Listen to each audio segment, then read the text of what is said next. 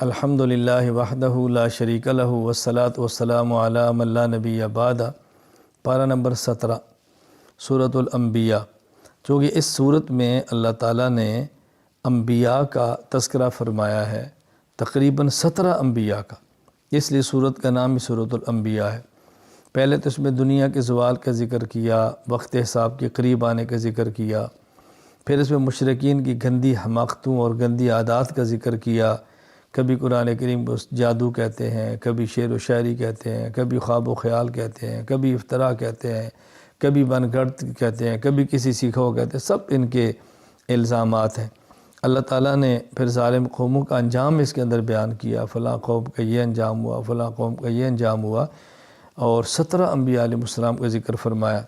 حضرت موسیٰ، حضرت ہارون، حضرت ابراہیم، حضرت لوط، حضرت اسحاق، حضرت یعقوب، حضرت نوح، حضرت داؤد، حضرت سلیمان، حضرت ایوب، حضرت اسماعیل، حضرت ادریس، حضرت ذوالکفل، حضرت یونس، حضرت زکریا، حضرت یحییٰ، حضرت عیسیٰ علیہم السلام، حضرت ابراہیم کا ذکر بھی آ گیا۔ یہ 17 انبیاء علیہ السلام کا اللہ تعالیٰ نے ذکر فرمایا۔ پھر ابراہیم علیہ السلام کا واقعہ ذکر کیا۔ ابراہیم علیہ السلام نے بتوں کو توڑا، پھر ان کو قوم کے سامنے لایا گیا، آگ میں ڈالا گیا، اللہ نے اپنے کرم سے آگ کو ٹھنڈا فرما دیا۔ ابراہیم علیہ السلام پہ ہجرت کی، اپنا ملک چھوڑا اور آپ مصر سے ہوتے ہوئے مکہ مکرمہ پہنچے۔ اس میں حضرت داؤد اور سلیمان علیہم السلام کا واقعہ بیان فرمایا۔ ایک شخص کی بکریاں تھیں اور ایک کا کھیت تھا، اور بکریوں نے کھیت کو کھا لیا۔ دونوں داؤد علیہ السلام کے پاس گئے تو آپ نے فرمایا، دیکھو تمہاری بکریوں نے کھیت کھایا ہے، لہٰذا تمہاری بکریاں اس کھیت والے کو دو۔ حضرت سلیمان کے پاس گئے تو انہوں نے فرمایا کہ اس کی بکریاں ہیں، تمہارا کھیت ہے، تم بکریاں اپنے پاس رکھو، کھیت اس کو دے دو، اور یہ کھیت کے اندر محنت کرے، جب کھیت بڑا ہو جائے کھیت واپس کرے اور بکریاں لے لے۔ یوں قصہ اللہ تعالیٰ نے ان کا ذکر فرمایا، حضرت داؤد کا، حضرت سلیمان علیہ السلام کا۔ یاجوج اور ماجوج کا ذکر فرمایا، قیامت کے قریب نکلیں گے، ہر چیز کو چٹ کریں گے، بھاگتے پھریں گے۔ پھر اللہ تعالیٰ آخر میں قیامت ذکر فرمایا، پھر اللہ تعالیٰ سے مدد کی تلقین فرمائی ہے کہ اللہ تعالیٰ سے مدد مانگا کرو۔ تو یوں سورۃ الانبیاء میں اللہ تعالیٰ نے ان چیزوں کو بیان فرمایا۔ سورۃ الحج، اللہ تعالیٰ نے سورۃ الحج میں فرمایا کہ ایمان پر قائم رہو، دین پر پابند رہو، اور ابراہیم علیہ السلام کے بارے میں کہ انہوں نے جب کعبہ کی تعمیر کی ہے، پھر اللہ نے حکم دیا کہ تم آواز لگاؤ حج کے لیے۔ ابراہیم علیہ السلام نے آواز لگائی، فرمایا آواز تم لگا دو، دور دور سے لوگ پیدل بھی آئیں گے، سواریوں پر آئیں گے، حج کریں گے۔ حج کا ذکر فرمایا، اور پھر شاعر اللہ کا ذکر فرمایا۔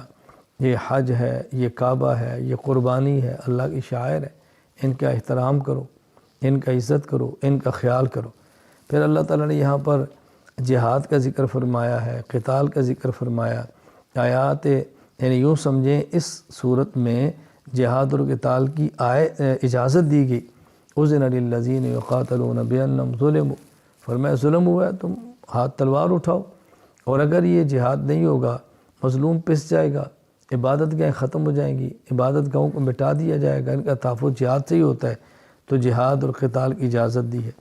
پھر اللہ تعالیٰ نے شرک کی مثال ایسے دی ہے، مکھی کے ساتھ مثال دی ہے، فرمایا معبودان باطلہ کیا ہے جن کی تم عبادت کرتے ہو، ایک مکھی کو پیدا نہیں کر سکتے، ایک مکھی کو بنا نہیں سکتے، تم ان کی عبادت کرتے ہو۔ یوں اللہ تعالیٰ نے شرک کا رد فرمایا ہے۔